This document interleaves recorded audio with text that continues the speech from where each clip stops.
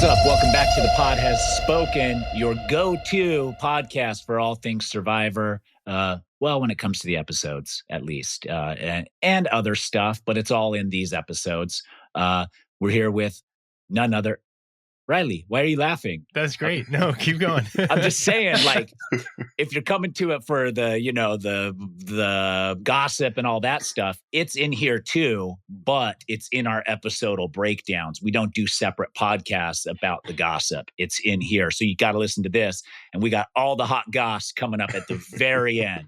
So stay tuned. Yeah. Subscribe to the channel on Spotify, YouTube, anywhere else you listen to podcasts. Do us a favor there, and we'll do you a favor and deliver the hot goss.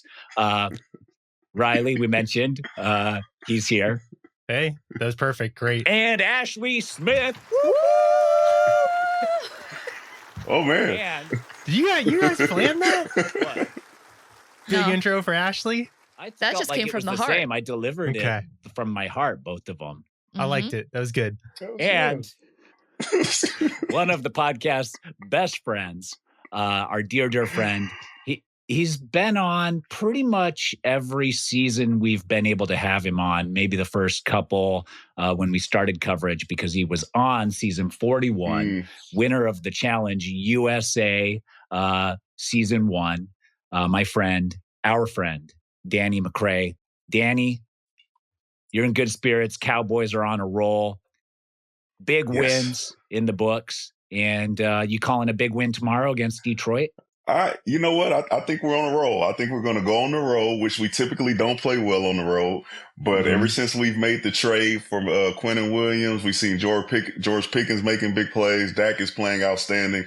The Detroit Lions are not as healthy as they usually are. So I think we have a chance to go on the road and get a win and be much better than the Arizona Cardinals this season. Much better. Oh, my gosh, dude. We started off losing like 4 games in a row in the final minutes by less than 4 points. Like those easily all could have gone the other direction. And I think that would have like been something. But the fact that we just had like 4 heartbreaking games where it was like crazy, I was just like, whatever. I still have the Cardinals hats and I'm trying to go to the game on Sunday against the Rams. But this isn't a football podcast unless we're going to make some football comparisons to Survivor, because that can happen. We can do that at Tribal Council, tell a little, I forget what it's called, an allegory. Yeah. With this group of players? They don't know ball, dude. This group of so. players does not know ball.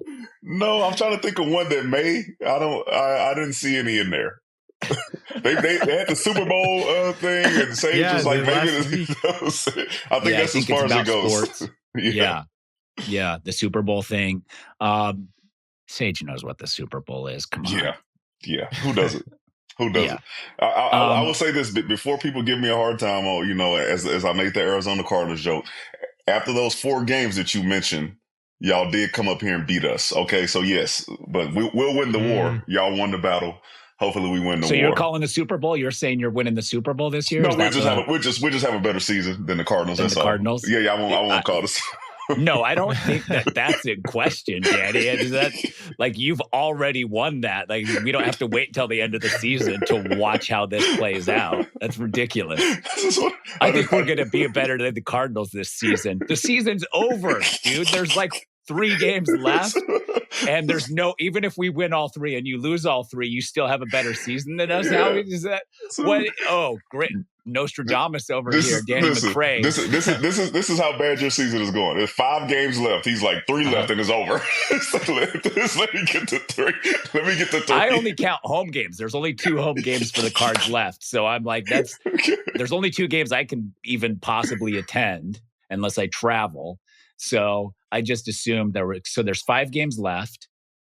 Mm-hmm. Listen, Danny, I do not want to jinx the Cowboys here. No, let's just talk about Survivor. It's fine. Let's just talk about Survivor. But you already spoke, and Cowboys are notorious for screwing their seasons up really bad. And I feel like you saying something about the Cardinals and the Cowboys in this moment with 5 games left.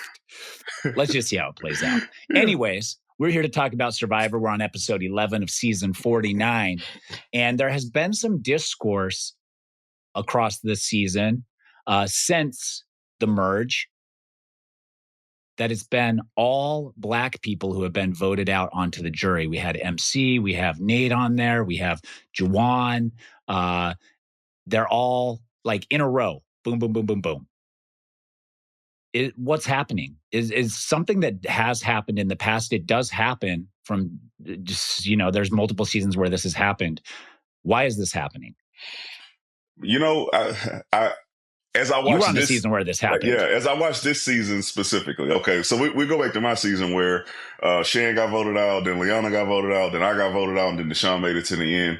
And you could say if somebody said that they're going against us at that time, I'm like, well, I voted out Shan because she turned on the group. And then that resulted in Liana being voted out because she was on Shan's side. And then I got voted out because I was with Deshaun, and then Deshaun went to another group. So in that instance, I'm like, well, I don't think that was the case. And then this season I'm going, MC was my number one pick. I had the first pick in my fantasy draft. I picked her first. And the moment I saw her go and tell Juwan, that the plan, and then Juwan go flip, I was like, oh yeah, she's going home. And it's no fault of anybody else's at that point. It's because she felt obligated to make sure that more Black people didn't get voted out back to back, and then caused herself to get voted out back to back. And then I watched Juwan play the middle and go back and forth and try to control the game. And then they caught wind of it, and he got voted out, not because of the color of his skin. It was the way he was playing the game. So those two specifically. And then this season, I'm just watching, I'm going, yeah, it's just a lot of people consistently on Survivor who are oversharing and then overplaying, and then that results in you getting voted out. I can't speak to if it happened in previous seasons to where that people were getting targeted, but I know specifically in mine and what I'm seeing in this one, it was, the people who got voted out, it was their fault that they got voted out. And it was so clear, so much that when they got voted out and you see them walking out of Tribal, they go, you're right. I was playing the middle. Right? I was playing the middle, man. Y'all got me. I shouldn't have done this. Y'all got me. MC told Juwan, and then Juwan voted out. You got me. So it's like, even them, as they're walking out of Tribal, they're saying, I made a mistake, and this is why I got voted out. So that's my take on it. Can't speak to every season, but from what I'm seeing on this season, that's where I am. Yeah, and that's how I've felt as I've watched it too. It seems like people have, and even like this episode, people start scrambling, and the scramble catches them. Like Sophie got by her scramble too. Like you just, and it's hard. Like, where is the balance? When do you make the move? When do you make the push? Who do you make the push with? Do you trust the people you're trying to push with? If not, then, that's a big problem. A couple other things season long. We had a listener write in and tell me when there were 10 people left, 8 of the 10 people plugged their nose as they jumped in the water.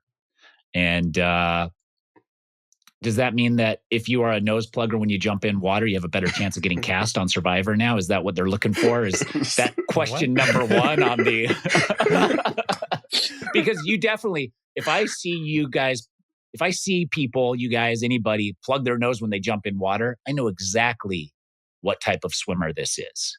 Immediately. I don't need any more. Like wearing briefs under board shorts or plugging your nose when you jump into water. Like I know immediately, I'm like, okay, this is not a challenge person. This is someone who is uncomfortable doing things physical or specifically around water.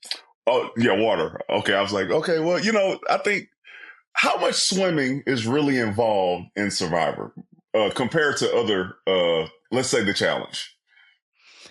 Not as much, for sure. Not as much. There should be. We're on a beach. You're out there. Like, there's definitely, they should do more water stuff, and they have in the past. It's season to season, but Like the season where Jonathan like scooped everybody out of the water and then had to rescue the other tribe as well. Like that seemed like that was a lot of nose pluggers.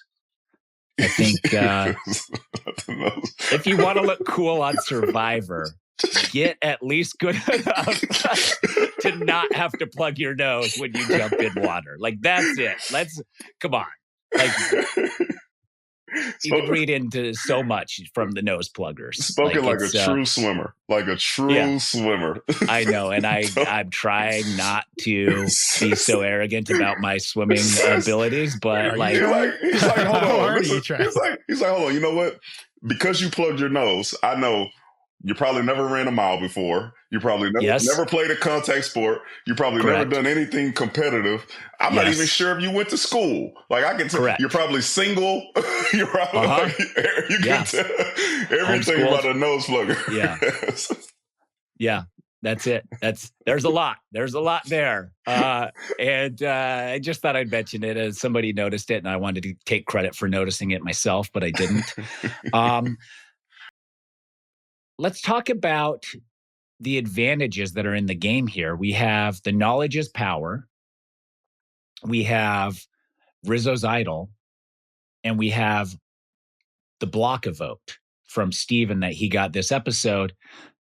With a knowledge and power, is it better for any future Survivor contestants, if you're listening to this, to just give up their advantage? If you get an advantage, should you just like give it to your number one ally or give them a fake one, alluding to the fact that it is the real one so that you can block that knowledge is power play? You'd be better off just not telling anybody about your advantage if you can. But if they find it with you, that's I don't know, Tyson. That's tricky because you really have to trust the person that you're giving it to. But then give them a fake one. Be like, hey, there might be knowledge is power. There's historically been this in this game. Here's my idol. And then let them go tell everybody that they have it. Yes. Then, well, there you go. I like that one. Yeah. I think you could do a fake, and you could do a fake for whatever Steven has too. He could do like a fake thing and hand it off to somebody and be like, it is steal a vote, just because Rizzo assumed it was a steal a vote, and then like give it away to somebody. Like obviously they're not thinking that there's a knowledge is power in the game, but in the future, the way this season is playing out, it might be beneficial to assume there is a knowledge is power. And the whole reason the knowledge is power was designed was so that people wouldn't tell other people about their advantages, which they still can't not do. Is it because they're nose pluggers that they can't keep a secret? Like, what is it? Yeah, it might be. I mean, if you see a nose plugger, they're probably going to... Did Sophie, Blue Sophie, plug her nose? Probably. 8 out of 10 of them did, apparently. We get... people can't... Like, the knowledge is power is there to specifically encourage people to not talk about their advantages. And you're saying there is a link between nose plugger and a person who can't... Just you're you. not saying. Ashley's also only not you. saying. It's only me. It's only you. I am a nose plugger when I jump into water, especially if I need to do something after, like because my brain's like not thinking. Like if I'm just paddling in the water, I won't plug my nose or whatever. If I'm doing like a cannonball, I won't.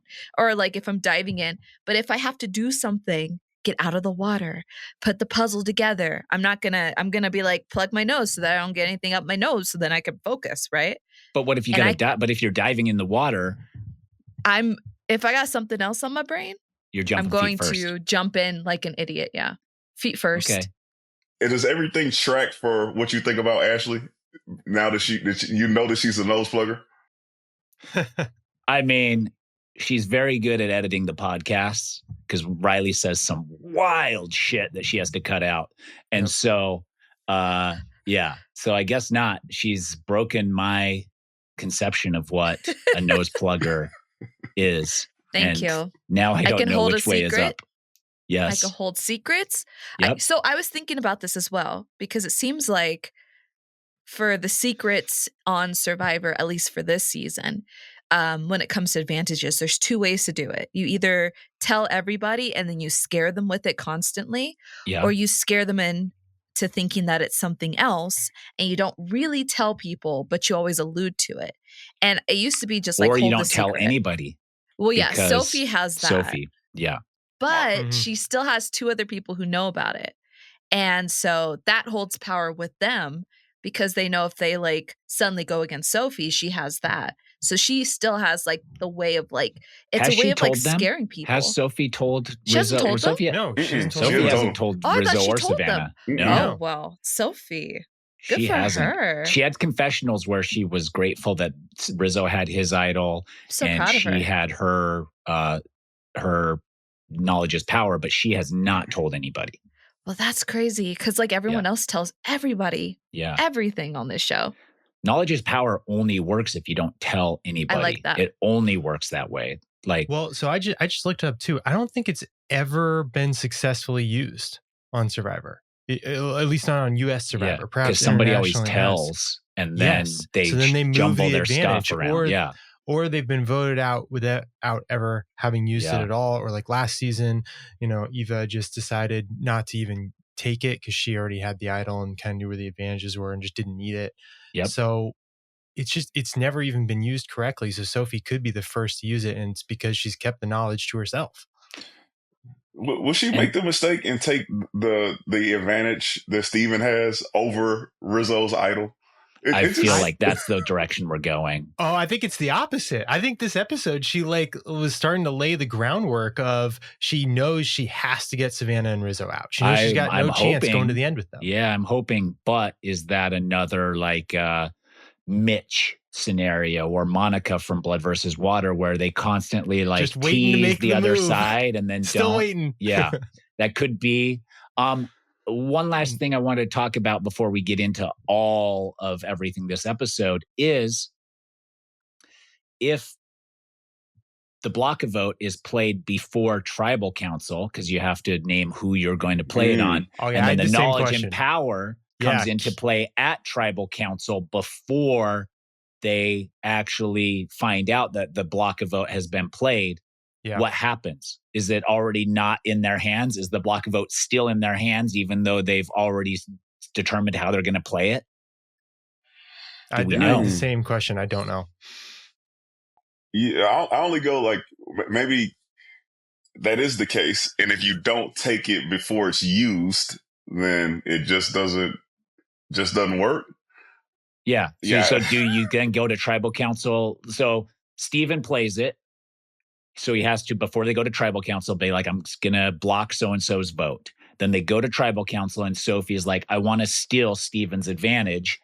And then Steven, does he have it or did he already give it up because he played it before and it doesn't come into effect till after? I think it would be he already played it, right? That's what I feel too, but maybe not. But she also, so like that advantage was very specific, saying that you have to use it before you go to tribal council. Yeah. And it also is only good up until final 6. You can use it at final 6 and then it's done. So he has to use it next. Well, so if she stole it at tribal council, even if they let that happen, she wouldn't be able to use it. She's already at tribal council and it said you have to use it before tribal council. Yeah. Yeah. Okay. Yeah. There's that. I think it would be like, hey, it's already been played. He doesn't actually have it anymore, even though we haven't revealed whose vote has been blocked. It's out of the game. So she would have. So she would have to steal it. This vote. Sorry, Tyson. So she would have to steal it. This vote if she wanted to block take it for next. But she doesn't understand that. Yeah, she might not know all that. She certainly doesn't. She doesn't even know what his advantage is. Yeah. But so she can steal something that she can't even use. But in taking it from someone is powerful by itself.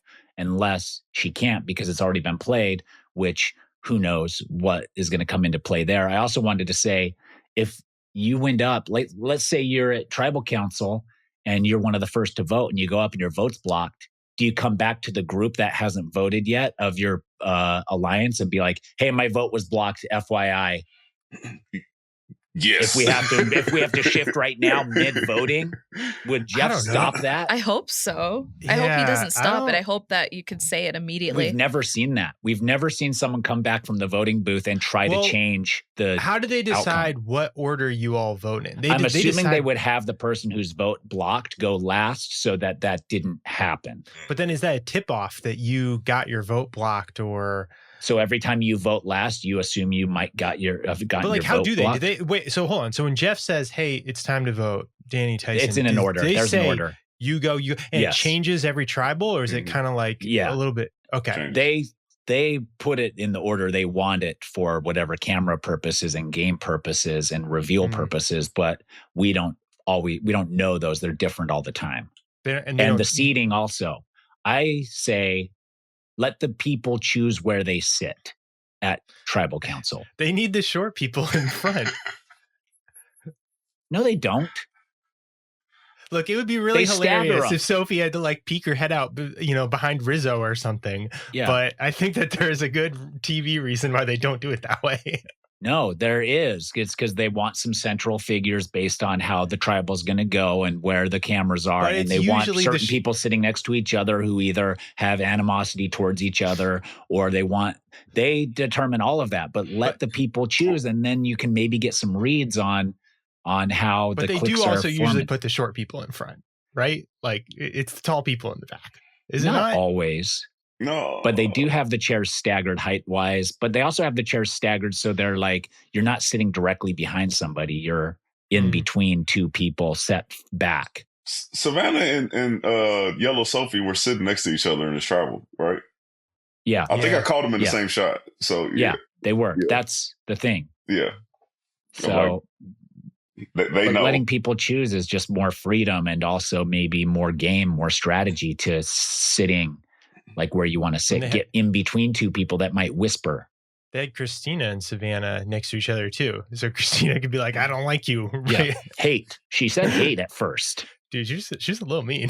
Yeah. She had hate at first. Let's get into Rizzo's fake idol play from last week. He gave us more context saying he wanted to play it first to scare Christina into playing hers. But when she played it so quickly, he just played his anyways. Is that going to be a good move for him or a bad move for him in the end? It was kind of disappointing for me when I heard why he did it, because I had worked up in my head that he did it to trick people into thinking that, hey, he actually didn't have the idol the whole time and it was a fake versus him just doing it for show at that point. So his explanation it was a little disappointing, but I don't think it's going to affect him. I mean, I think that's his personality out there. He's the young kid out there. He's probably laughing and joking. He's in the boy band. So I don't think anybody is really taking that as like this was a huge game move or he's more of a threat because he did that, simply because of his explanation for why he did it. Yeah. I think if you explain a thing as to why you did it and it's not how you actually played it, then it's not powerful at all. Like, oh, he planned it a different way and then it worked out differently. Like that's not necessarily a strike against, but it's not as effective as if he just wouldn't have said anything or made something up. So yeah, I'm whatever on that. How do you feel about Rizzo this season? Because we had Xander on our season, and I don't want Xander to take offense to this. I'm thinking Xander slander. No, it's not Xander slander. I think to me it seems like, and this may not be true. Okay, that Rizzo did watch Xander's gameplay, and there's a little bit of that in there of what Xander was doing and how he played the game. I think Rizzo's doing it a little bit better. I think he's learned from what Xander did. But as I'm watching the episodes, it feels the same. Nobody's mentioning Rizzo as like the big threat. Throughout the whole episode, there was never a mention of like, we got to get Rizzo out. We got to flush the idol. We got to do this. You go back and watch Xander's season. It literally went the same exact way of like, for the first few episodes, it was, let's get Xander's idol out. And then after that, you just started hearing nothing about Xander's idol and actually nothing about Xander being a big threat. And then here you hear Steven, you hear Sophie Yellow, you hear Savannah, but you don't hear Rizzo at this point. So I think he's great TV. I think he has to make some big moves over the next few episodes if he's still in there to kind of solidify himself as a big time player. Yeah. So right now, Xander famously did not get close to winning with the votes. Correct. Is Rizzo headed for that same outcome if he doesn't do something more to solidify his dominance in the game? Yeah, I think there are a few people that he was sitting next to where he may get one vote. I think when you're looking at Savannah, I think before this episode where Sophie went home, you sit next to Savannah and a Sophie, then you're probably in trouble. You sit next to Steven and a Savannah, you're probably in trouble. Just at this point from what he's done in the game. So yeah, I think he has some work to do. Okay. Yeah, that's an interesting take. You are right. Nobody's really saying Rizzo except for Sophie with an I. She's the only one, and that only happened this season or this episode. Sophie needs to make a move. Is she too early here? She said she's ready to turn on Rizzo and Savannah, but telling people and then not doing it is not a good play. Mm-mm. Oh, I don't know. Ashley. Thoughts, Ashley? Yeah, that look. I really, really hope that she would have did it today. Yeah. She didn't. Not really sure. I mean, I see why. I mean, I feel like everyone was playing more of, especially like Sage was playing more of an emotional game than a strategic game. I think this would have been a really good time for them to get out Rizzo or Savannah, probably Rizzo more because he's been holding on to that idol for so long. Yeah. And to have him play a fake idol last episode or last tribal and then get rid of him this tribal while he has the real idol in his pocket would have been a great gameplay for Sophie. So it's just kind of unfortunate that she brought it up, talked to people about it, and then didn't do anything. Now that, especially since other Sophie is on the jury and she had talked to Sophie about it, and now she's like, she probably isn't going to vote for Sophie if she goes to the final. So it's just, yeah, I'm just like, come on, girl, do your thing. You have it. It's right there. It's ready for you. Just come on. This is your chance. I wish she'd have done it this episode too, but I actually feel like it made some sense to wait because I think that so many people this episode expressed that they think Savannah just wins if she makes it to final three, which was a little strange to me because I thought she'd maybe burn some bridges on the jury, but perhaps we're seeing that she hadn't in her social games actually a little stronger. And so I think that they're going to have 4 people next episode who are like, we got to get Savannah, and if not Savannah, then Rizzo. And it's not like Sophie S was not a big threat to win. Once they kind of articulated she's actually the only person that's been on the right side of every single vote and she's winning all these immunity challenges, it was like, okay, Sage might have the revenge blinders on, which is funny because she had the blinders on for Savannah the whole season up until this episode. The blinders switched. But it was like, at least her blinders are on someone that is a big threat to win the game. So it kind of, I don't know, it just all kind of lined up where it was like, all right, you can do Sophie S this episode. And then next week, it's like, I think Steven, Christina, Sage, and Sophie, now the only Sophie, they're all going to be... How good does that feel? I know. We don't have to keep doing blue Sophie, yellow Sophie. We do for this episode, Sophie, but after that, we can stop. We're finally free. I think they're all going to have the same... They're all going to be aligned. It's going to be like, we can't let Savannah and Rizzo get to the end. They have run the game too much, especially apparently Savannah at this point. So, I mean... We can call them Sophie 1 and Sophie 2 now because we know which one's Sophie 2. Yeah. She said in her final words, she's like, man, this stings. No. Being the second place Sophie. That's the work. That's like Sophie A, Sophie B. Like when we do you have kids and you have teams and stuff, you try not to do 1, 2, A, B. Tyson, that's how you feel about We're in the real world Sophie here, Danny. Yeah. If Survivor's a microcosm of life, then it's Sophie 1 and Sophie 2. Sorry, Sophie 2. That's just the way it goes. Not everything in life is fair. I hope it's the lesson that you can take to heart and maybe, come out the better for. Well, listen, based on what Riley just said, yeah, Sophie 1 has to take Rizzo's idol in the next episode in order for them to make the move that they want to make, or she leaves it floating out there and nobody knows where Rizzo's going to play it, and then they still have that little hesitancy, and then they end up not voting for either one of them because they're scared of the idol. So that's what's gonna. So I think that's what's so interesting is. Right. So like gathering the 4, the thing that will be tough is like, well, if we play the idol, it could bounce back on us unless they want to do like a 2-2-2 vote or something where they split it up. But Sophie could just clear everything up and say, I have knowledge is power. I'm just going to take this idol. They won't have it. But if you tell somebody, they tell them. Yes. She then risks it leaking out and Rizzo gives the idol to Savannah, or they don't know which one of them have it or something like that. So it's like, oh man, it gets messy. You just wait until tribal. Just wait until have a live tribal. You take Rizzo's idol and tribal, and then tell people who to vote for. And then you're like, okay, we've declawed them. Now's the time. Just wait. Yeah. Hopefully she does that. If she does say it early, it's definitely going to throw a wrench in everything. Yeah, that's brilliant. The thing is, though, too, Riley, is even if Sophie doesn't tell people that she's going to play this, and she's going against Savannah and Rizzo, whoever's on the bottom over there where Sophie's giving her pitch is going to run to Rizzo and Savannah and be like, hey, Sophie's turning on you, just heads up. Like, but then the knowledge is power. If she gets wind of that, then she'll definitely play the knowledge is power and take Rizzo's thing. But if she doesn't get wind of it, it could all backfire on her. Yeah.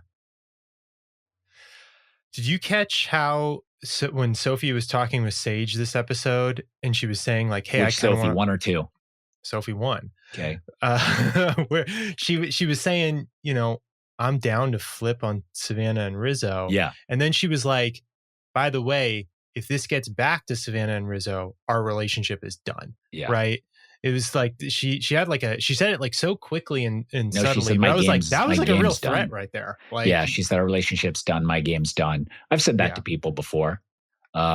You're dead to me is also a common phrase you could use. You're dead to me is very aggressive. Yeah. Man, I took that a whole different way. So maybe I'm off because I was like, I thought she was talking about her relationship with Rizzo and Savannah would be done if it got back to him.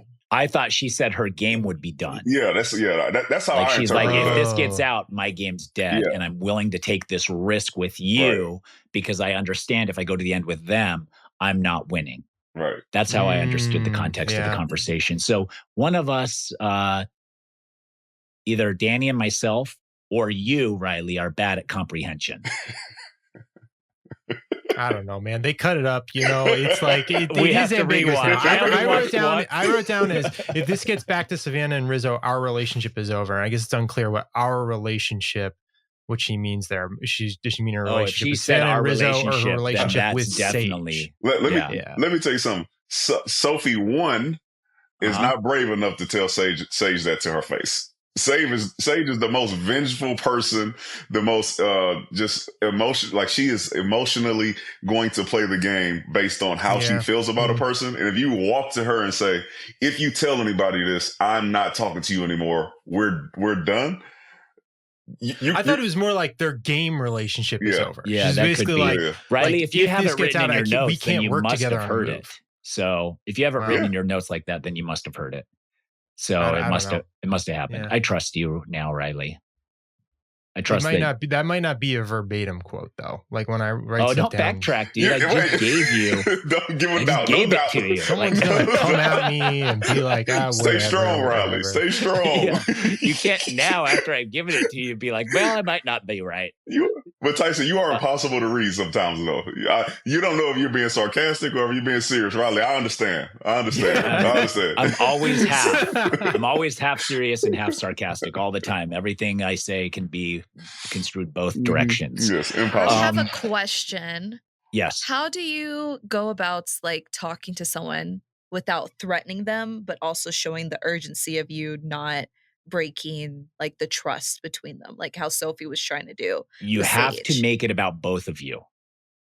You have to be like, if this gets out, it's bad for both of us. Like we're in it together now. This is our thing. Like blowing this up is bad for both of us because our common enemy is them. Like I think you have to be really democratic about the way you maneuver and be like, it's not me and you, it's us. This is what I thought was like so great about this conversation, because the way I read that quote was like, it's kind of like a threat or whatever, but it's more just like the consequences are like, I'm gambling by even having this conversation. Yeah. And obviously, like, if it falls apart, then we can't work together. That's just a reality, right? Like, if you go and tell people what I said to you, then we're not going to have the trust to make a move. Danny, did Sophie number 1 move too early in naming Rizzo and Savannah? No, I thought she was perfect. I wish she would have followed through.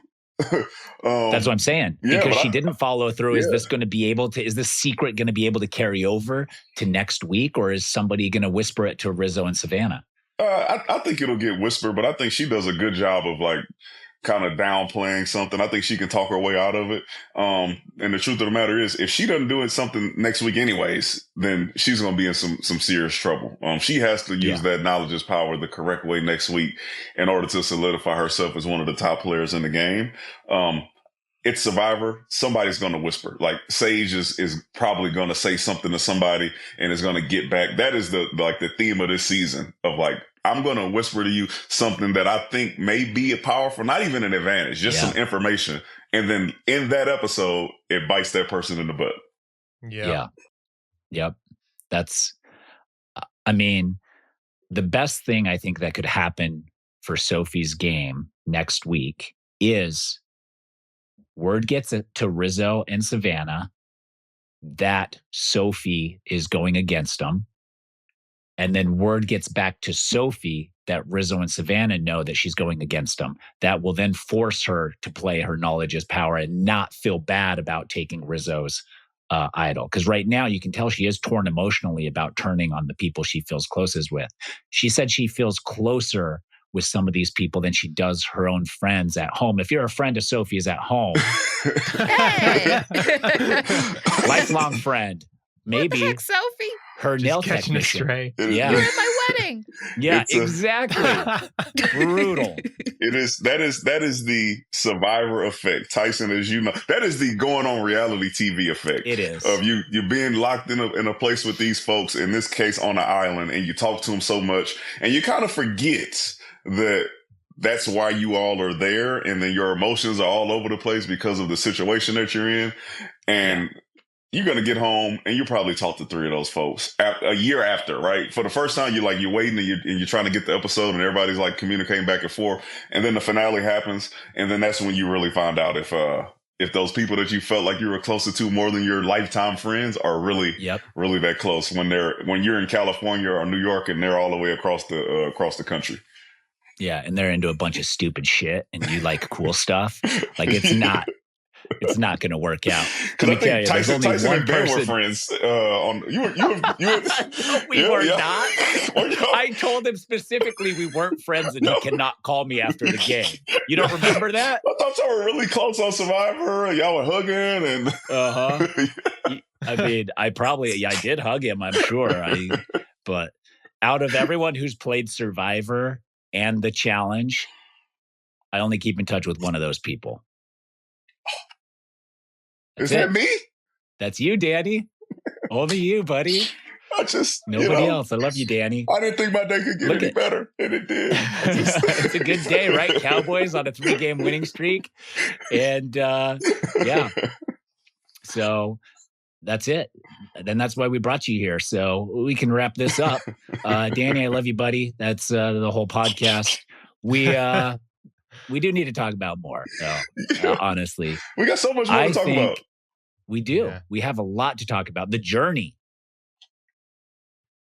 Hardest thing Steven's ever done. Hardest thing Steven's done in his life. I've done 15 things harder than that on Survivor alone. Yeah. He's a nose plugger. He's a nose plugger. He's definitely a nose plugger. I love Steven. I think he's actually great on the show. He has quite a bit of win equity at this point. And I do he's a great character. Seems like a great person. I will gladly invite Steven on this podcast in 2 seasons to chit chat with us because I think he would be super fun. And I only have people I love on this podcast or that I think I'll love. So Steven is one of those people, but in that same vein, because we keep it real over here, he's got to be a nose plugger. Like if that's if walking around an island's the hardest thing he's ever done. When he got back and I saw how much more time he had left, I was in my mind, I was like, oh, that's not the end. They're going to throw another piece in there when he has to do a puzzle, or it's not going to be the code. Like he's going to have to figure out the code. Jumble. Yeah, that's what I thought too. It was like, then when they went at the bird's eye view, I was like, okay, it's an island. I don't want to take anything away from anybody. But if you just running around once, and they purposely showed the bag without the rope the whole time. They were just like, here's the bottom of the bag, cut to.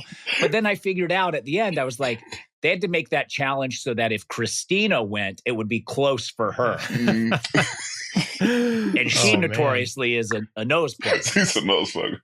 No, yeah, so I was like, that's how the challenges are. Like you have to design them so that even the worst person out there is able to at least have a fighting chance. So Steven, some of those rock things though that he did climb on seemed a little precarious. Like he slipped once, and then like some of those steep things, I was like, if he fell there, he'd definitely break his arm. Yeah, so he took like one tumble that was like, ooh, that hurts. That doesn't make it hard. It doesn't make it hard. Dangerous. Yeah, it was dangerous. It was more dangerous. It might be the most dangerous thing he's done in his life. Yes. If it's the hardest thing he's done in his life, then how far do you think it is? I've been around this island. Okay, you've been around it. Yeah, it takes an hour and a half. So I asked because I looked it up. I found this island. So first off, bit of trivia. It's the edge of Extinction Island. Well, it is. This is also the island where they filmed Castaway, the movie. Okay. It's called Castaway Island. And I literally Google mapped it. You go all the way around. It's like 2 miles. Yeah. Listen, I know it's rocks and stuff, and I know he's starving, but it wasn't exactly like a marathon. The one MC and was it Nathan? Like those type of challenges where you got to go back and forth for hours and hours and hours to try to beat the clock. Yeah, those are tougher to be. Well, this was supposed to be one of those beating the clock, but the tide was like too forgiving. Yeah, it didn't push him hard enough. But how many times did they test that before? Because like, what do you have a scientist out there who's like, man, the tide is going to rise, and that like it seems like it's hard to gauge anyways. They were probably a tribal, and the tide probably still hadn't gotten up to the. They have a whole group of nose pluggers trying to figure out when the tide's actually going to be high enough for the thing to drop based on the time. It's like too many equations to get right. You need a T-shirt with this nose plugger thing on there. This is a slogan. This is a Forrest Gump type thing right here. You need to get you a T-shirt, put the face on there of whoever. I'm a nose plugger. Whoever that is on the season, just pick one. Give them the royalties. Okay. Give them the royalties. Yeah. Make sure you don't get into trouble. And I think you got something. Okay, nose pluggers. Yeah. So he gets this advantage. And did you like his play going back to camp, telling people he got an advantage, but not saying what it was? I did. Especially if you're not a good liar. I think the best way you save yourself is telling as much as the truth as you can, so you don't get caught in something. People try to read your body language. What I didn't hear anybody say in the edit was Steven's lying. Right? Yeah. So he didn't have to deal with that. So he knows himself. So I think he did a good job as far as him knowing what he was able to do and playing it the best way that he could. So I liked it.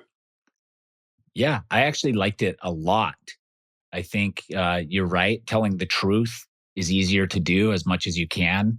And then he didn't lie about the advantage. He just didn't tell him what it was, which is also easy to just like not tell people what it is and be like, hey guys, just so you know, I'm not telling you what the advantage is, but I did get an advantage. Like that's pretty cool. I thought it worked out really great. And then Rizzo, the super fan that he is, almost got it, but then made it more powerful, which is also works in Steven's favor. Yep. Mad props to Rizzo for getting that close. I counted it as a plus. I was like, he got it. Yeah, that's what I thought initially when he said, I think it's a steal a vote. I was like, oh, he got it. And then I was like, and then when Steven was like, oh, he thinks it's a steal a vote, I was like, Yeah, they're almost the same, but they're not. And one is a 2-vote swing and one's a 1-vote swing. Yeah. Just to get that close off of whatever information you got from, it was no information really. It's just knowing the game and assuming that they're not going to give him an idol. They're going to give him something like that. Is shout out to Rizzo. And if Rizzo can guess that because he's such a fan of the game, he must plug his nose so fucking hard. Yeah. I wasn't gonna count Rizzo as a nose plug, but I haven't seen him swim. I didn't see him swim. Now I have to go watch the old episode. Everybody there, I'm guessing he plugs his nose over everybody. Like if you are like only one of these guys plugs their nose, I'm pointing at Rizzo 10 out of 10 times. REZGOD. Yeah, that's it. That's it. The Riz God. Shout out to Rizzo, man. That was clutch, man. That was clutch. Like, as disappointed I was in him for his explanation for playing the fake idol, I was much more impressed for him figuring that out and really sticking to it. Like, he didn't waver. And he was sticking like, to it. Just being like, I know. That's what I also like. I like that he was like stuck with his conviction. He's like, nope, that's it. That's how I'm playing it. And in all honesty, if you don't know what the advantage is, you want to make it as powerful as possible in your head so that you can figure out how to counter it. Because if you can counter that, you can counter anything. Mm-hmm. He's playing, man. He's playing. But, like I said, we haven't heard in the edit that Rizzo's a threat. So that's where I'm like, it's something else that's going on back there where nobody's really mentioning him as the guy. Yeah. It's pretty crazy. And I can't tell if that's good for his game or it's bad for his game. Is he going to get the same outcome as Xander? I mean, it seems like the way they're telling the story to us, he's essentially steering the votes most of the time, or at least a big catalyst as to why the votes are going the way they are. And I don't feel like the cast or the other game players are giving him the credit when that happens. Yeah, that's horrible for your game. That's horrible for your game. Horrible for your game. It's good for the people who are watching like us, who are watching the edit and watching him narrate the season.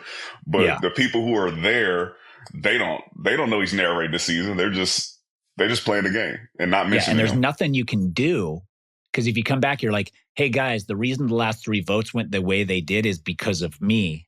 People either think you're full of shit and they disrespect you and that, or they believe you and vote you out next. Great. Tough spot. It's a tough spot. That's why I say all the time, winning Survivor has to be a house of cards that crumbles as you get to the final. Like everyone has to see your game naturally exposed near the end, you in the driver's seat.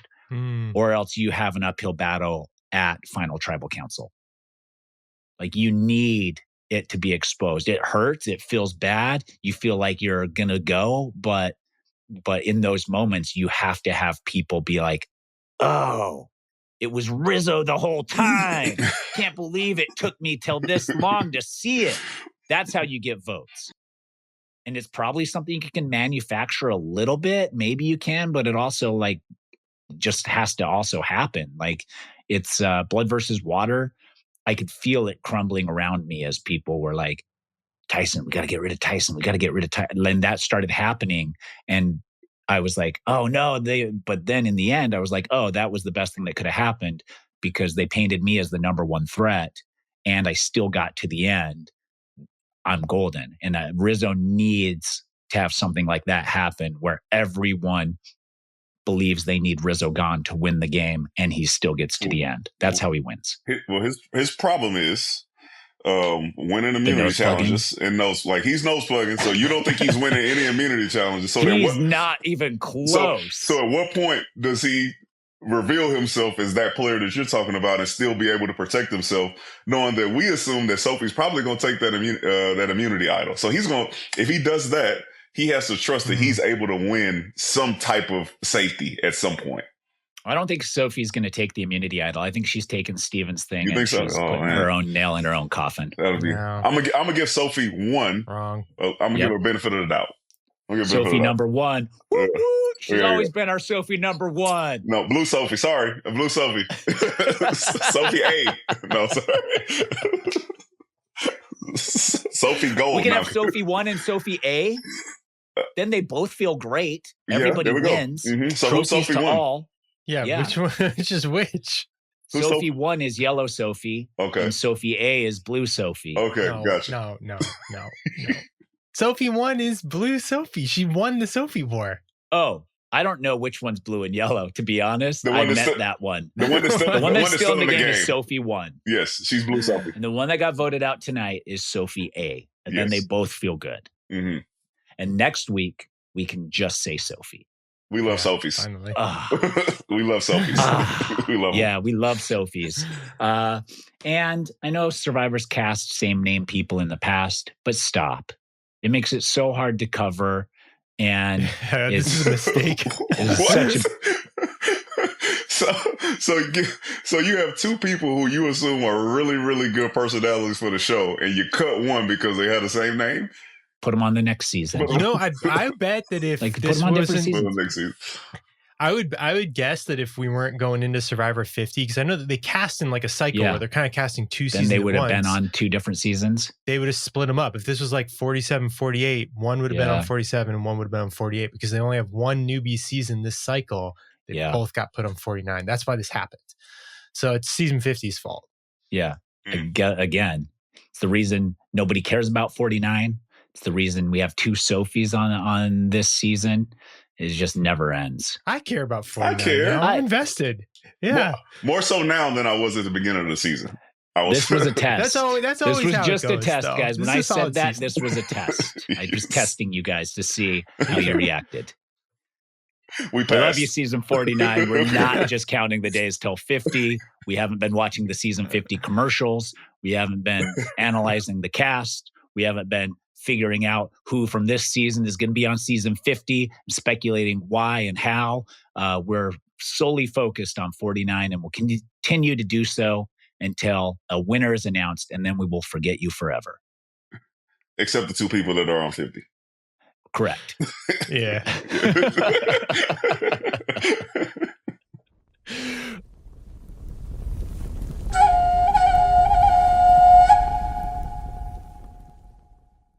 We go to the challenge, and Steven, this episode is great for Steven. I think this episode was great for Sophie 1 in that we got to see her start, like she kind of like slunked under the radar for a few episodes as she came out really strong.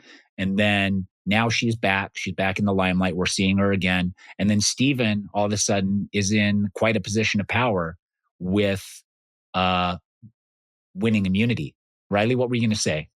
This challenge was way too easy, right? Like he didn't even drop once. He didn't drop. He moved, but other people dropped. We want him to drop a few times and like have to get the hang of it, you know? Like they could have like dropped early and not shown it. Maybe. Yeah. Like well, I want it shown. It's not as dramatic when it's like, all right, he just one-shotted it. The way this season goes, Riley, is that we got to watch a bunch of people running around trying to catch a chicken. And then on the deleted scene, we're going to see that people dropped a bunch of times. And there took like 2 hours. And there was a ton of strategy involved with people chirping at the challenge and stuff, but we don't get to see that. But it's like, have you ever played like a video game or something and you get to like the big boss? Yeah, I played a video game. Well, okay. Have you ever gotten to like a big, intense boss and it's your first time playing them and then you just win? Like you don't even have to start over. Yeah, because I always play on easy mode, dude. All right, well, that's what this felt like. It felt like it was easy mode. I want it to be on hard mode. He just wants to finish. I will say, I think the other way that they do this challenge is it seemed more difficult than with the teeter-totter, and I think that one seemed a little bit more difficult. I definitely thought it was going to fall a couple of times because it was leaning so much. But the rocket scientists. They rounded the blocks a little bit. Those blocks were not square. They weren't square at all, and that's the beauty of Survivor. It looked like the part that they were placing them on was a little like it had a little knot in it or something. That could be too. That could be too. I did like how the blocks weren't square though. I was like, that's something that the challenge doesn't do. Is the blocks would definitely be square, and coming from Survivor, you're like, how are they getting me? And then you're like, oh, they're not. They're just made They're out not. like They're perfect just aluminum regular cubes. straightforwardness. And Survivor, you're like, they're somehow getting us. And I don't know yet, but I got to figure out how they're getting us and what the workaround is. Yeah, the rules on the challenge will get you. That's what it is. It's the lack of. It It's not the challenge itself. You remember the one time when on the crossword one where you had to climb the rope, you had to climb the ladder and then drop in and collect the Scrabble pieces. And water, yeah. And I kept asking them if it was the amount of words or the amount of letters. And they said yes to both. I was like, is it the amount of letters that you put on the board? And they're like, yes. I was like, is it the words, the amount of words? They're like, yes. I was like, it can't be both. Like, am I trying to spell a big long word and get a bunch of points, or am I trying to spell a bunch of little words? And they're like, yeah. And I was like, again, wrong. And they're like, we have to talk to each other. And then they left us for a little bit while they went and talked, and then came back and gave us the same answer. And we were like, I don't understand. Good thing you blew everybody out of the water, so it didn't matter. Yeah, it was good. It was not close. Because I didn't plug my nose even when I jumped from that net thing. Yeah, this is good. Yeah. So we get the challenge. Steven wins, which is, great case scenario for making good TV, because Steven, who was maybe going to be the target, is now no longer the target. And he gets to choose 2 people to go on reward. Did he choose the right people here? What's the strategy in choosing people? And I'm going to talk about the change they need to make in the game here. I don't think he could have chose the wrong people, depending, based on where he was. He's on the bottom. It's not going to matter. Yeah. I probably wouldn't take both of the people that I'm closest with. You naturally, because you watch Survivor, go, okay, let me see if I can win somebody over who was probably going to vote for me, and see if I can work my way in for the following vote. But based on where he was, I mean, just pick somebody and see how you could make it work, because you were on your way to going home. But so, yeah. Good for him. Was Rizzo the right choice there for Steven to, or should he have chosen Savannah? Should he have chosen Sophie 1? I like him. I think he probably thought he could make a better connection with Rizzo. I think Rizzo spoke to him prior to that, so it was more of a continue building on what you all had done previously, and then being able to use it. He hasn't eaten. Nobody's upset. Sage wasn't upset because obviously everybody on the tribe is talking about how hungry Rizzo is. Right. Yeah. And he did break down into tears. He was very grateful. I think also that is what lessens Rizzo's threat level, is he is super open emotionally. And he does, he's just got that young, excitable energy where you're like, oh, he's just like having the time of his life. He's never experienced anything like this before. Like, look at how much fun he's having. And that just for some reason, especially if you're someone old and jaded, and you're just like, oh, yeah, let him have it, because he'll eventually be 46 and realize that, the world's against him. You're fighting against time. You just grow to realize, you cross a certain age and you're like, you know what? It's going just back. Counting the years. Counting down the years. How long am I going to make it? Yeah. So far, so good for everybody. I've said this before on podcasts, but I do want to say it again. I think if I'm repetitive on it, there's a chance that it could happen at some point. Picking people for reward at this individual stage is boring now, especially when Jeff in advance tells them how many people they get to choose. You're going to choose 2 people. Here, you got 1 person left. Do you like this idea, Danny? Steven wins the reward. He has to list one. Jeff goes, you have to list 1 by 1 the people you don't want to take on reward. And there's already a set number of people in my head written on this board that get to participate at the reward. So go down the list. Who don't you want there the most? And he's like, Savannah. And then he's like, okay, there's another person who can't go. Who do you not want there second most? Like, I believe, do that one time. Just one time. Let's see it. Let's see it play out. You are messy. What a game ruiner that is, as you're trying to play the best game. It's not a game ruiner. For the person who has to list, who he least wants to go on that thing. Just imagine working with everybody at that point. Like, you think you're in the middle, and then now all of a sudden you have to go. Perfect. perfect game mechanics right there. For TV is great. Yes. But for me, all you have to do is come up with reasons. Be like, oh, well, you just barely ate. And it's like, I love them, but they just like ate the last thing. So them. And you could do that for a couple people that all went on the last reward together. Like you could come up with reasons, but at some point it hopefully will get messy. Yeah. Like Jeff should do that, but then go all the way down the line so that nobody gets reward except for Steven. So he just listed everybody in order. Why isn't Jeff having more fun out there? You made me do all that for nothing. Yeah. I was on the top, as a winner, and I left to go to reward as the biggest loser because of Jeff and Survivor.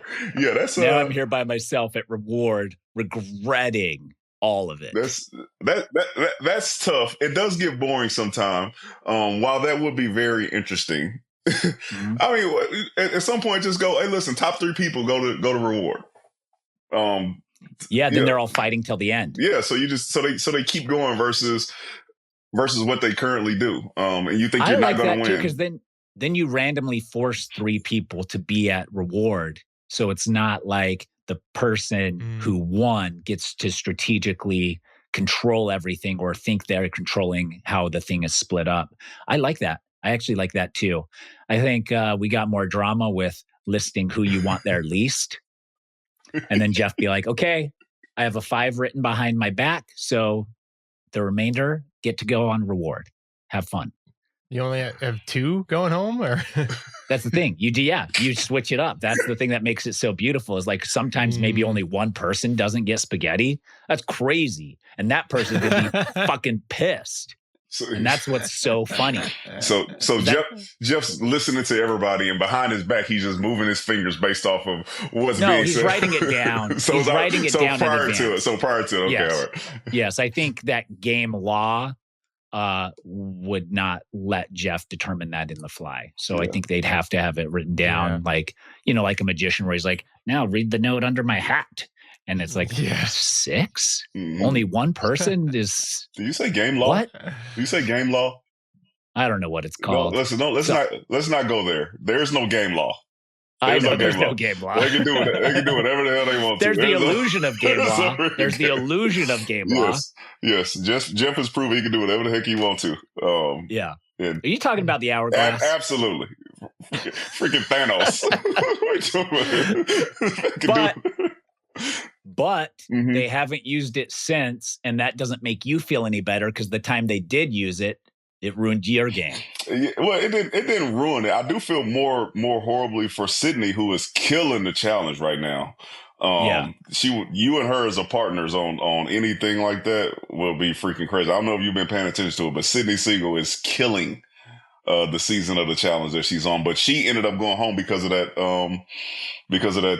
twist. And again, of the people that I'm on Survivor with, that is probably the only person that I speak to on a consistent basis. We've been on trips. Yeah. I've been in New York. She's been here to my house. So as a friend of hers, I'm just like, yes, Hourglass definitely got her sent home. Okay. And does she resent the Hourglass still? Absolutely. Or is she like, well, we put up enough fight that it's changed for the better for the people who are on now? That doesn't matter. I've had people say that. They're like, you changed the game for the better after you left, because then they changed that part. And I was like, it didn't benefit me. She don't care. She don't care. Yes, it affected her tremendously as far as how she played the game and how she ended up going home without losing an immunity challenge. So she don't care about changing the game. Okay.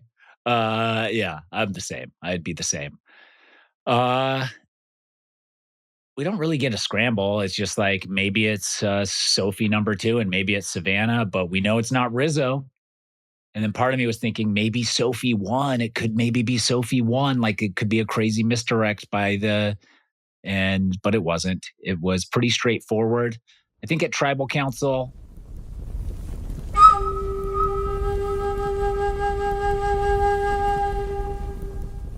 Christina hates Savannah. Mm-hmm. But then switch that to dislike. Was that just a ruse? Like, I think that it was honest, but did they go into that plan to be like, let's just keep pretending like we hate it? Because they voted together. They both voted for Sophie A. No, they don't like each other. That's true. They don't like. They don't like. I know they don't like each other, but the fact that they can admittedly say they don't like each other and then vote together is something. Yes, self-preservation. Yeah, I guess so. Yeah. Sophie talks about targeting challenge threats, and again, I just feel like these, watching Tribal Council, that sounds cool, but also it's rehearsed. Like, everybody knows that it's Sophie A going home. So beforehand, I'm sure everybody had a talk that was like, I'm going to say some stuff at Tribal Council. Just don't take it for face value. And then Savannah, which I think had the best idea, or maybe the most wise idea or whatever. I don't know. Revenge can also be strategic, is I think, which I do believe. Like, a lot of people are like, oh, they're playing so emotionally. Yes, people do play emotionally, but sometimes playing emotionally is also strategic. You know, one thing about Sophie A that was confusing is, I know Sage mentioned that her ego was getting a little big after that vote. And I agree, to the sense of, you flip and go with Rizzo and Savannah and Sophie won in one vote, and then go back to the people that you just flipped on, knowing that Sage is over there, and go, okay, now I'm on y'all side, and then have no inkling that this is probably not going to work. Just like smooth sailing. To me, I'm like, come on, Sophie. I had more faith that she was going to just, okay, you flip with them, you're with them in this vote, at least ride it for one more vote before you go ahead and wreck your entire game. Again, another person who I was like, she had a chance to make it further than she did, had she just stuck with it for one more. You think just she got caught out because she went against Savannah, and then if she would have stuck tighter with Rizzo and Savannah in this moment, it would have been somebody else? Yeah, I think if she would have stuck with whoever she went with last vote, like if she would have went with Jawan in them last vote, and she would have just stuck with them versus what she did in this one, I think she would have been okay. She picked a side for one vote, and then in her mind, she was like, she thought it was the smartest thing and everybody should see why she did it. And then that also led her to believing that they would see why she would want to come back and agree with her for going to vote out the other folks, which is, it's not the case. It's too soon.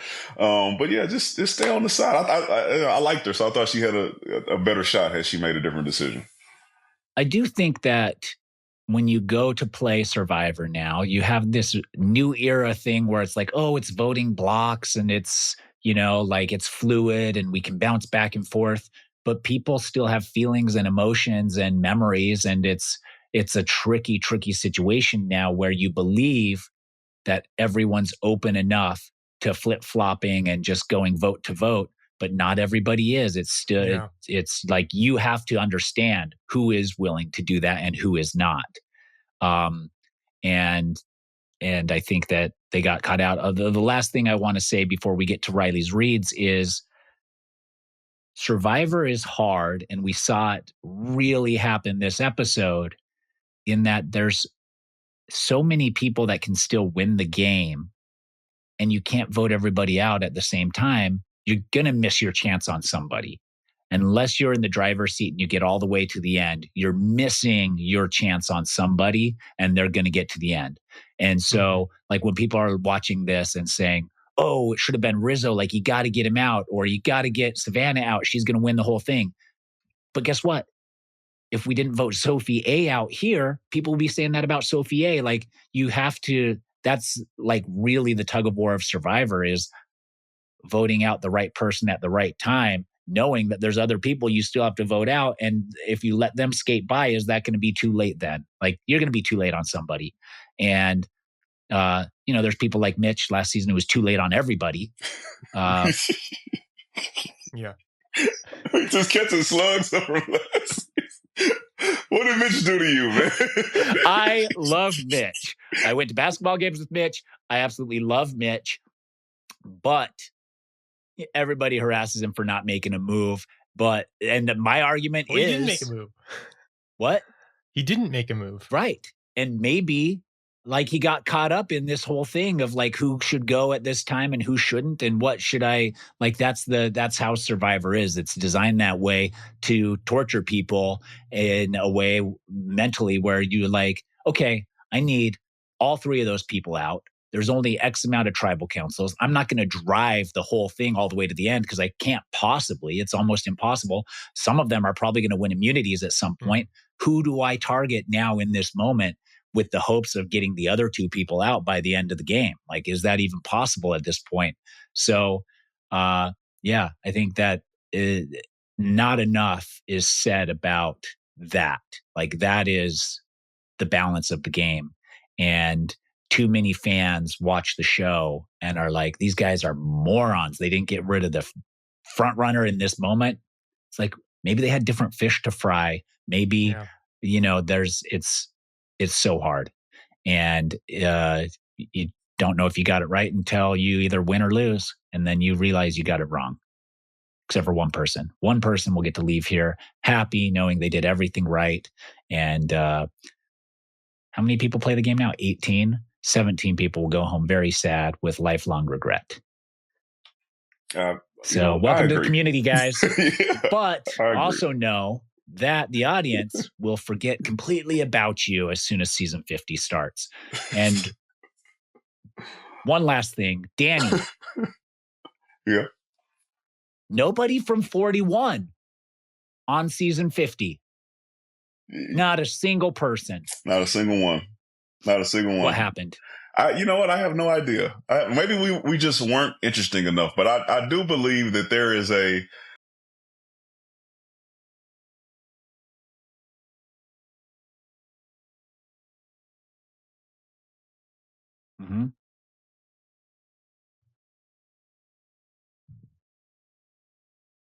characters that you could have on that show that would definitely play the game in a way that is very entertaining for the fans. I'm going to go one step further and say 41 was the first season of the new era, of the 26 days, of all the twists and turns, the crazy advantages. You have to have someone from season 41. The fact that there's not a representative from season 41 on 50 is wrong. They only got one person from the first 4 seasons of the new era. I don't care. They needed somebody from 41. Someone from 41. I agree with you. I know you agree, but I'm saying 41 specifically needed somebody on 50. Yeah. 100%. And it'll be disappointing to see that because, like I said, I know there are people that were on our season that they love the game. They wanted to go back. They would have really taken this opportunity and really been grateful for it. And the fans would have had something, and they would say, you know what, they actually really truly deserve, because what they were going to get from those players that could have possibly been on there would have been something that was absolutely great. It would have just been great. Yeah. Maybe they weren't plugging their nose enough. Or too much. Or too much. Or too much. Or too much. We won't know. Riley, let's get into it. Riley's reads, everybody. All right. Who did the most to advance their game this episode? It's got to be Steven for me. I mean, he got the advantage. In the water, and now how can Steven win? How can Steven win? Yeah. He needs to use his block a vote to take out the powerhouse, the trinity of Rizzo, Savannah, and Sophie. I think, depending on how Sophie plays her advantage, if he gets to the end with her currently, he beats her in the end. And the other two, maybe not, maybe so, but I think him at least neutralizing that threat to some capacity. I think if he goes to the end with some of them, he'll still win. But he needs to at least take a swing and get rid of one or two of them. I think him going against them and showing the jury that they didn't have the power the whole time or drive it to the end is enough for him to win. If Sophie flips and I think that she will. Then she wins. Well, if one, I think she wins, but it's bad for Steven. One, because it'll be like a great move for her and she'll take control of the game, but also because now his block a vote won't really matter, right? You're likely to go into a final 6 where it's a 4-2 vote and then he blocks it to make it a 4-1 vote. Who cares? He needs it to be a 3-3 vote where that block a vote is the deciding factor. So it becomes a 3-2. So he needs to force a tie on purpose so he can use his vote, but he also knows that Rizzo assumes that it's a steal a vote. Yeah, he needs that trio to like stick together actually, so that his advantage is decisive. But I don't think they're actually going to. Yeah, if he does it, and Sophie does it at the same time, and they both go against Rizzo and Savannah at the same time. Who gets the credit? Who gets more credit? Knowledge is power. So Sophie's going to get the credit for that one, just because she's with that group. I think people will show more respect for somebody who goes, "I've been working with you all. We're friends, but I can put my game above my friendships and be able to make a move on them." I think her solidifying herself in the game further this episode, in the spirit of not saying the same thing as Tyson, I think it's her. If she follows through on those little nuggets that she set up about how she would flip on that group, if she's able to capitalize on the other folks that she kind of roped in, I think she's golden. Ashleigh? I'm gonna give it to Christina. Like, she made like the wrong choice last tribal, putting out her idol onto Steven for no reason. But now for this episode, it seems like a lot of people are coming to her, talking about voting with her. Even like the conversation she had with Savannah, I think kind of made the relationship better in terms of just working together. So I think she's in a really good spot where people aren't like zooming in on her as a target. And I think she can use that as a way to kind of like, but either way, today, I think she did a really good job just kind of staying behind, staying low, and being a number for everybody. So she was on the right side of the vote. Riley? I think I'll agree with you that it's Steven. I feel like he was kind of DOA before this, and now he's got some trinkets and some things on his resume and, some stuff that show he's really playing the game. Although I don't think nobody's game moved too seismically this episode. No, so it's just a build up to which move will be seismic. Yeah, agreed. Okay, so who damaged their game the most this episode? Sophie A. She went home. Yeah. Well, you can't say that. I know I can't. Oh, we can't? But she did. She did damage her game a lot this episode by trying to go too hard when people didn't trust her. Like, she tried to pull people in that didn't trust her. Other than that, I think, telling someone you hate them at tribal council with Christina is never, like, unless that was pre-planned, it's not a good play. Like, even if you both know that you hate each other, you don't tell each other until the game is done. Yeah. Like what I did with Ben on the challenge. Because you're a smart man. It could be if that person is like a villain, like if a lot of other people don't like that person and you just position yourself as like the anti version of that. It's like, maybe there's somebody that's like, finally someone said it. Someone finally stuck it to them. But I don't think that's the case for Savannah. So, I don't think that was a good move. Yeah, it wasn't good, but I think it's going to work out for them both. I think it's out there. Whoever didn't know it, they know it now, and then they have an opportunity to go, wait, nobody's going to suspect us being truly being on the same side. I think they're going to start off having a conversation in the next episode. There's going to be a conversation between Christina and Savannah next episode, and we're going to be like, oh, that's perfect. Why.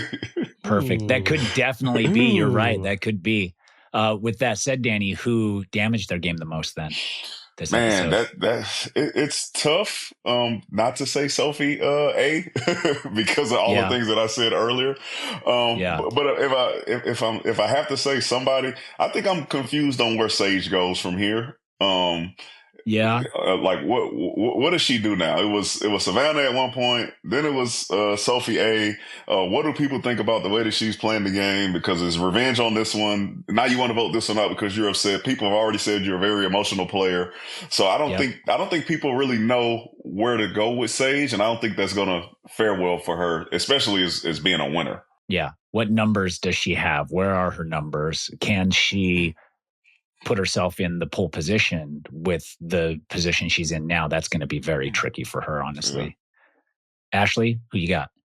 I was going to say Sage as well. I feel like if she needs to kind of stick to her guns. I feel like her swerving over to other Sophie, I think was like the wrong choice. Other for Sophie, her. Is that worse or better than Sophie too? It's worse, I think. Other Sophie, because she mentioned it.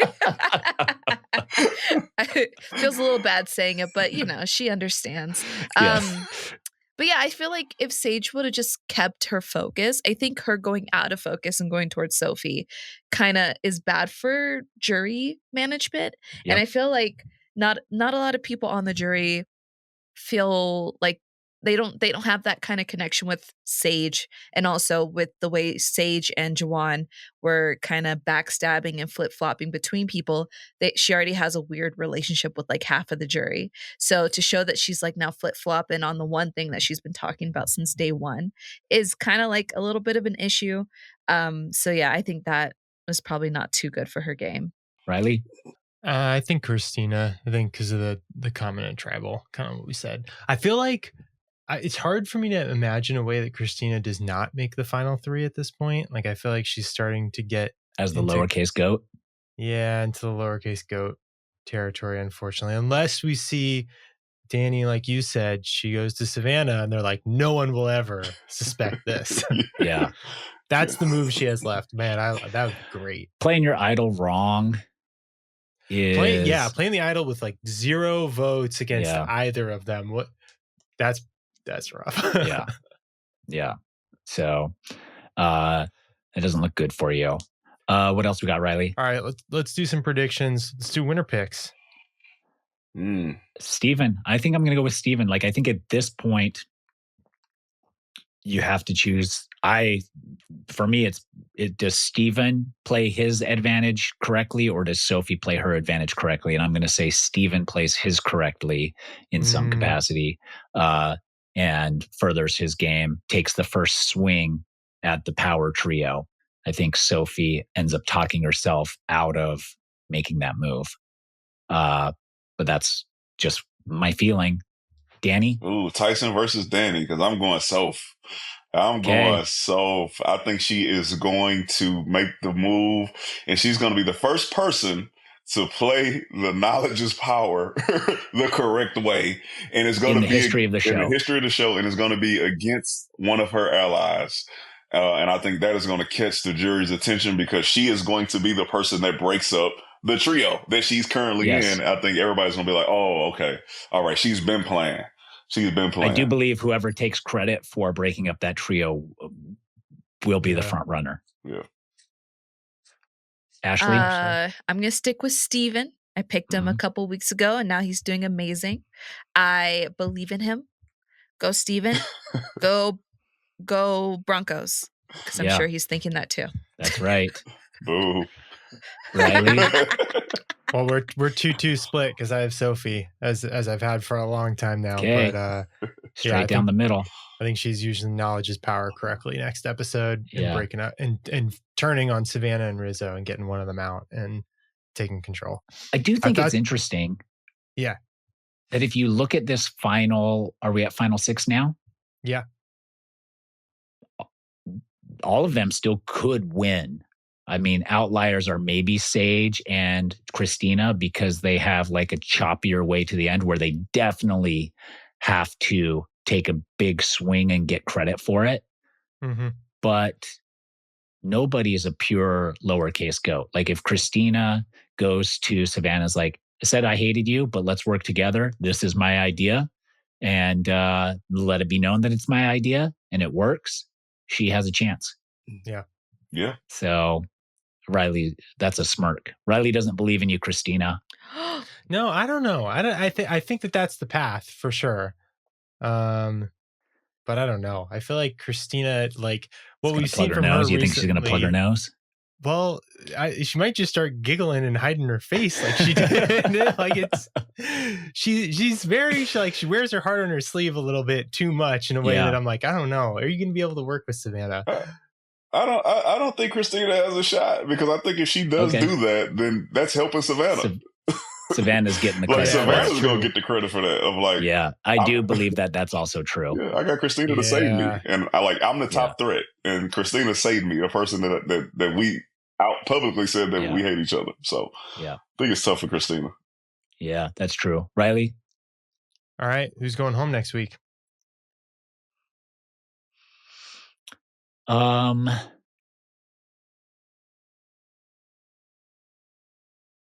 Man, it's Rizzo or Savannah. I do believe it has to be Rizzo or Savannah. And that's where I'm just like, which one of the two is it going to be?